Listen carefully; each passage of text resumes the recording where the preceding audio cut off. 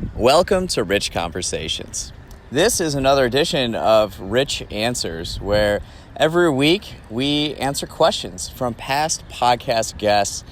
Usually they provide 3 to 5 questions for me to answer, whether they want to know more about me or just my thoughts on things in general.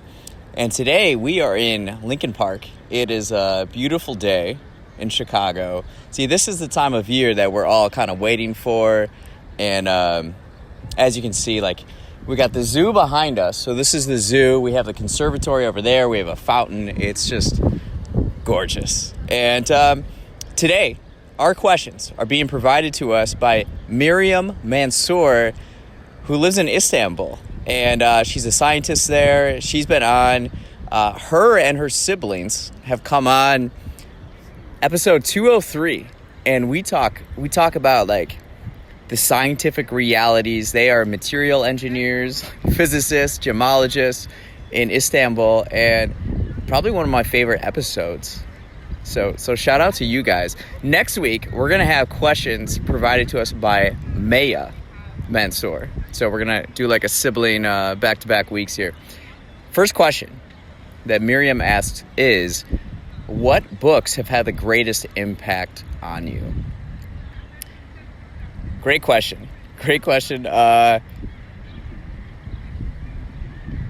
would have to say Sacred Hoops by Phil Jackson. It's the book about Phil Jackson. He was the coach of the Chicago Bulls, coached them to 6 NBA titles. Then he went on to coach the Los Angeles Lakers, won another 5 titles. And it's really about his background and the philosophy he instilled on these teams in which they were so successful. And back in 2018, I read that book for the second time. I've read it 5 times now. And I was like, well, if Michael and Kobe could do this, I'm going to do it. So I applied a lot of the philosophy of Phil Jackson and, of course, my own philosophies I've developed in reading and living. And it works. So I would say Sacred Hoops, Phil Jackson for sure. Another one is But What If We're Wrong by Chuck Klosterman. It's kind of like a philosophical book, but it's so much fun. He's probably my favorite writer, Chuck Klosterman. And this is about thinking about the present as if it were the past, right? What I notice a lot in culture and society is there's kind of this arrogance of we're the smartest, the most advanced civilization that has ever come here before. We can't know anything more, but no, we can't. And it's the humility we need to have and imagine how our contemporary living and world is going to be perceived in the future. I always had that thought, and then he kind of wrote it, and it's cool. Some of the examples he uses is how will people remember rock music 500 years from now? And it's a great exploration into just kind of getting yourself out of the present and kind of taking a eagle-eye view of life, society, civilization, and the world. But it's super fun. It's super fun. I definitely recommend it. So those 2 books, I would say, have made a big impact. Number 2, so Miriam asks, if you could live in the past or the future, what would you choose? If the past, what era would you live in? Now, this can go in a number of different directions because there's so many stipulations, right? If I go back in the past, would I know what I know now? And if I go back in the past, can I choose, can I be an Egyptian pharaoh or am I going to have to be most likely a peasant and experience life that way? Because that's how the world always had been. Do I get to be a Roman emperor or... I was thinking about this. I think about this a lot. My standard of living is like far greater than Louis XIV. If you watch documentaries about him, read about him, he was like the epitome of this like luxurious, just like living like that was a king, man. Louis XIV, but man, my life is so much better than his, you know? And I think that speaks to the progress that humans and society have made. I wouldn't go back in the past. Actually, in a way, I feel like I'm living in the future. This is something I've been thinking about recently.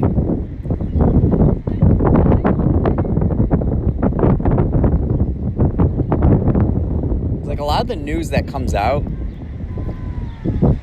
it feels outdated to me already. It's like years behind. And people are like shocked or surprised by things that are happening on the news. But like,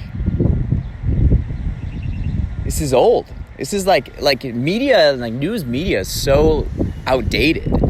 And I find too, like studying physics, I can just see where the world is going and I just live life accordingly. I feel like how I use the internet and interact with all these devices and digital softwares and products is how society will probably correct itself within the next like 15 to 20 years. I think society is using it improperly and not as efficiently.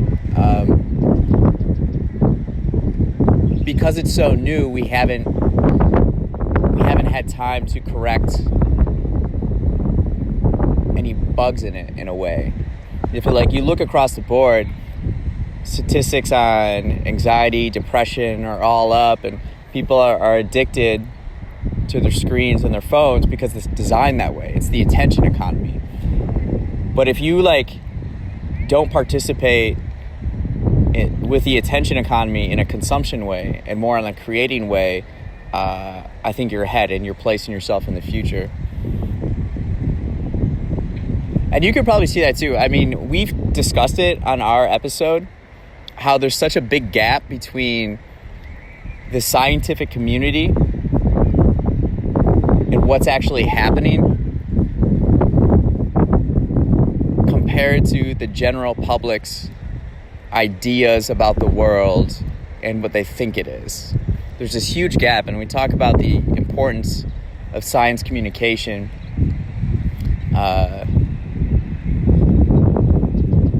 So I feel like I'm living in the future.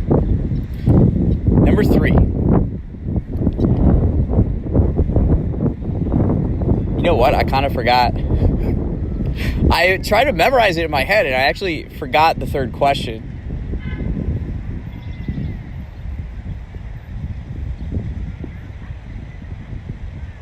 I can't think of it, so I'm just gonna make one up right now. What have you learned most since our recorded episode?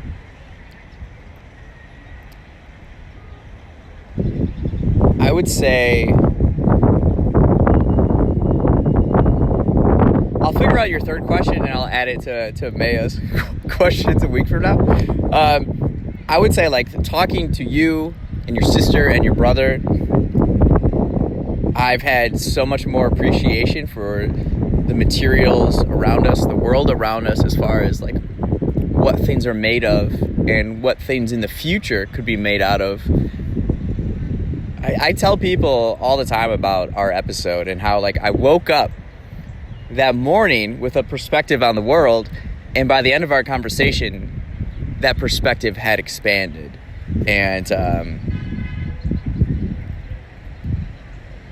I'm so thankful that you guys took the opportunity or took the time to meet with me, teach me about materials, gemology, and all this stuff. I really enjoyed that episode, and I learned a lot. I'm actually reading a book that your brother recommended right now called Stuff Matters, and I think it's a good at least what I'm imagining is that it'll be a good kind of catch up to the material world, living in the material world. So those are our questions. Thank you so much, Maryam, for providing those. Again, I'll look at the third and I'll add it to Mehya's next week. But thank you again. Thanks for listening. This has been Rich Answers on Rich Conversations.